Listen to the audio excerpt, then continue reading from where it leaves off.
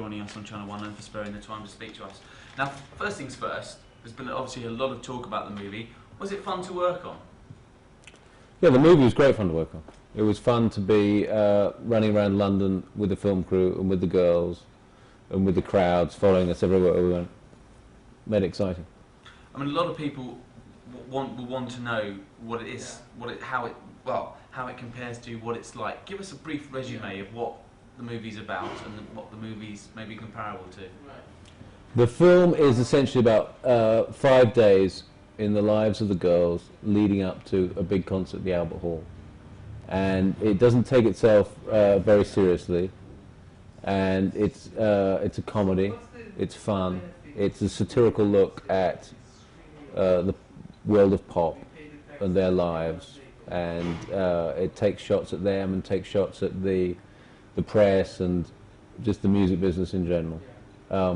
They play themselves, but they're surrounded by fictitious characters. So, for example, we have Richard E. Grant playing their road manager. We have Roger Moore playing the sort of if they're Charlie's Angels, he's Charlie. And we have all sorts of other people popping up, like Alan Cumming plays a documentary maker trying to get the truth behind the Spice Girls. And so, I mean, it compares to the music movies of the 60s, things like the Beatles films. That's probably its closest. The movie itself, I mean, it must have been quite a tight schedule for you guys. You must have been up against it. I mean, how hard was it working on a movie with the girls having such a busy schedule? The girls are probably the hardest working people in show business right now. They travel the globe 3 times a week. But whilst we were shooting, they stopped all that, and they were basically devoted to the movie. And so, we had their full attention. There were moments at the weekend they would sort of wander off and record a couple of songs for the album and do other things, but they were basically ours. So the schedule was hard, but it wasn't that bad, and they were very professional, and we had a good crew, and most of the time we were lucky with the weather, so it all went pretty smoothly. It's all set around London, isn't it? It's all filmed in a roundabout in London. Did you want to get that feeling across that this is a purely British London film? When we started, sorry, we wanted London to be a part of the movie. It's going through such a good phase at the moment, and there is so much hope and optimism here that it seemed appropriate to make it a part of the movie.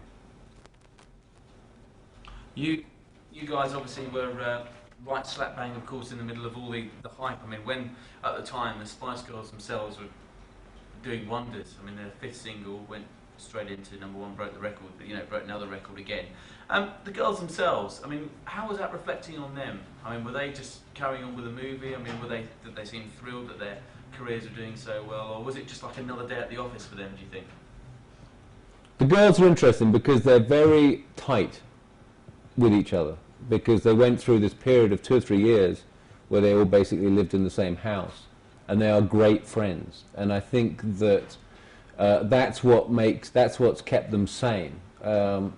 They obviously I think enjoyed the success, but at the same time they don't take it that seriously, and they don't take themselves so seriously, so that they just enjoy it. And I think that they have a feeling that as long as this goes on, fantastic, and if a moment will come when people have had enough of us, and so be it. So, they don't have very grand, they don't behave in a grand way, and they don't. I think they're still very grateful for their success, and they see it as an opportunity to do all the things that they've always wanted to do. And, they love making records. I think that making a movie was a big thrill for them, and to find themselves making a movie with Richie Grant, with Elton John, or whoever in the it was fabulous, and I think they just enjoyed it. I mean, the star lineup is obviously going to be a big pull factor when it comes to people wanting to go to see the film. I mean, what were the stars like? I mean, were they everyone just having a great laugh on set? You know, what was the feeling of the other celebrities who were taking part in the movie? I think that, well, I think that first of all, most of the people that are in the movie have kids. And, you know, I think that, for example, Richard E. Grant or Hugh Laurie, it was like the moment that they really got respect from their children was the moment they were in the Spice Girls movie. So, you know, Withnell and I means nothing to Richard's daughter, but, you know, this does. And I think, secondly, it's been a long time since really fun movies have been made in this country. In the 60s, we used to make them all the time. And I think that the opportunity to make a film that was just a laugh was something that, you know, appealed to people. And they, you know, everyone had a good time. They'd come on, they'd do their bit, and off they would go. You know, so, you know, most people were in it they'd come in for a day. You know, it was easy. Of course, you know, there were loads of stories in the press and the papers were covering it. Was there a lot of press intrusion on set? Did you have to were you fighting off reporters? I mean, what was the score? Were you trying to keep a closed set all the time? We wanted to keep the set closed for two reasons. One, because just having press around all the time adds pressure to everything. And the other was that we didn't want the movie to be covered so much by the papers that they felt like they'd seen it before the film was finished. We wanted to keep some surprises for the audience. And so we were obviously everywhere we went.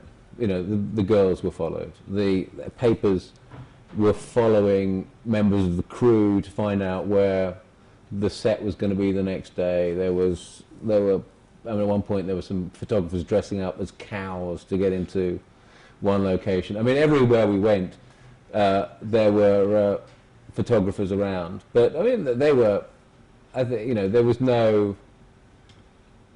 It never seemed to be a problem. You know, they were dealt with, and I mean, the irony, of course, is that the bad guy in the film is tabloid editor who wants to bring the girls down, and there's a guy at the door. Sorry, the irony. Can we pick it up from there? That won't pick up from there. No. Can you push the left door or come down?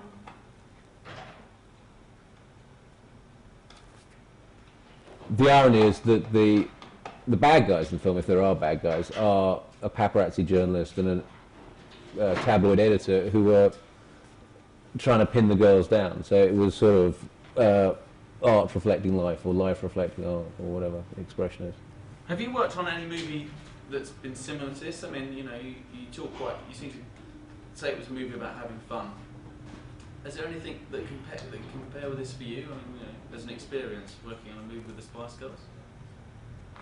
Well, I've made a lot of films in America. I made big dumb comedies in the States. I made things like Wayne's World, and this had a very much similar sensibility to those movies, where the aim is for it to be funny.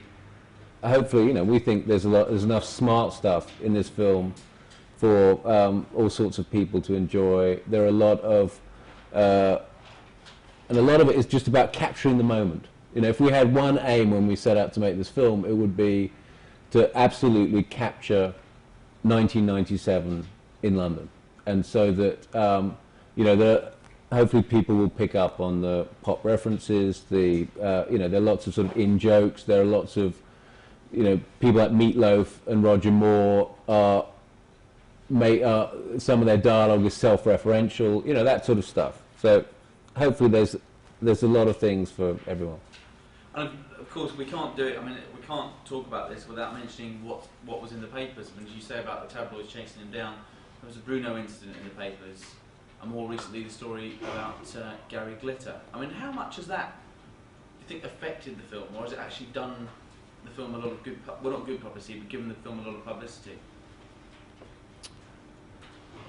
I think that, as Oscar Wilde said, the one thing worse than people talking about you is people not talking about you. So I don't think that all the talk and all the publicity has done the film any harm. In the end, people have to go and see it for themselves. We think it's a great movie, which is fun. There's a lot of good comedy in it. The music is great. The girls have enormous charm, and I think that it captures everything that most appealed to people when the girls first appeared. I think that